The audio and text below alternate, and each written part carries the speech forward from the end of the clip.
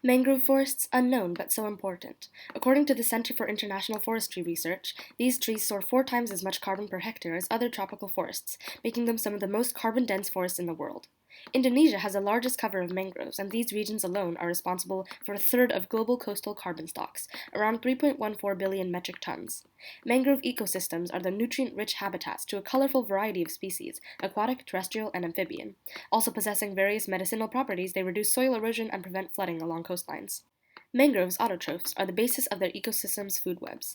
Most energy in an ecosystem comes from photosynthesis of the producers, the largest and bottommost level on an energy pyramid. In one food chain, mangrove trees and seagrass are producers. The next trophic level, primary consumers, are shrimp and crabs, species that consume the detritus plants produce. Fish, secondary consumers, feed on shrimp and crabs, and tertiary consumers, birds of prey like egrets, predate the fish. Mangroves, keystone species, are the core of this transfer of energy. Our richly biodiverse mangrove ecosystem is located in Mahakam Delta of East Kalimantan, Indonesia. One species here is the endangered hawksbill turtle. It used to live in coral reefs and feed on sea sponges, but with coral bleaching and loss of many reefs, it migrated to mangrove forests, feeding on mangrove shoots, sponges, clams, and algae that grow on tree roots. Another species is the common red mangrove. As producers comprising most of the habitat in mass energy and carbon storage, they are critical to the health of the ecosystem and all species living there. They grow abundantly in mangrove forests. Unfortunately, mangroves ecosystems are under threat. Humans are deforesting them for aquaculture, infrastructure, and urbanization. Plantations also cause harmful oil spills. Shrimp farms are the major problem. According to a scholarly report by Ahmad Siddiq, in Mahakam's Delta, 63% of mangrove forests had been converted to highly valuable shrimp farms by 2001. Mangrove deforestation could break down entire food webs, as detritus from fallen leaves is the main source of energy. The chain of cause and effect ripples up through food chains. In ours, less trees produce less detritus, causing crabs and other primary consumers to suffer. Population decreases from lack of food and shelter, which affects their predators, fish, and so on and so forth, diminishing biodiversity. For hawksbill turtles, mangrove deforestation is a second loss of habitat and feeding grounds, and coastal erosion unchecked by mangroves threatens turtle eggs, putting them even more at risk of extinction and affecting species biodiversity. For red mangroves, deforestation obviously reduces their abundance. Since they support entire ecosystems, this not just impacts species biodiversity of the red mangrove, but also habitat biodiversity. Thus, the solution: establish protected areas enabling reforestation efforts with few anthropogenic pressures. In this picture, we see such efforts, and the success of the Kanjipuza Mangrove Reserve Forest can be replicated elsewhere.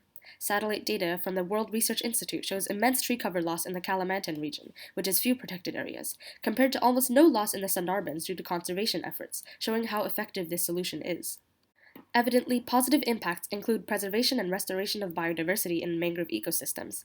The regrowing trees will recreate a self-sustaining, nutrient-rich habitat that naturally serves as the basis of ecosystems. The hawksbill turtle will have a home and a source of food, and the red mangrove will flourish with reforestation endeavors.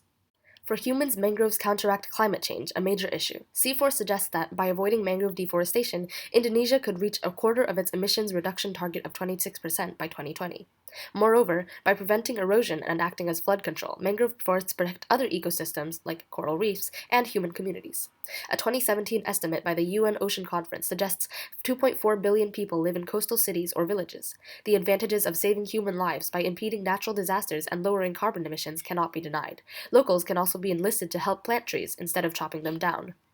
However, this solution is limited. Many local and larger businesses depend on fishing, wood harvesting, and ecotourism.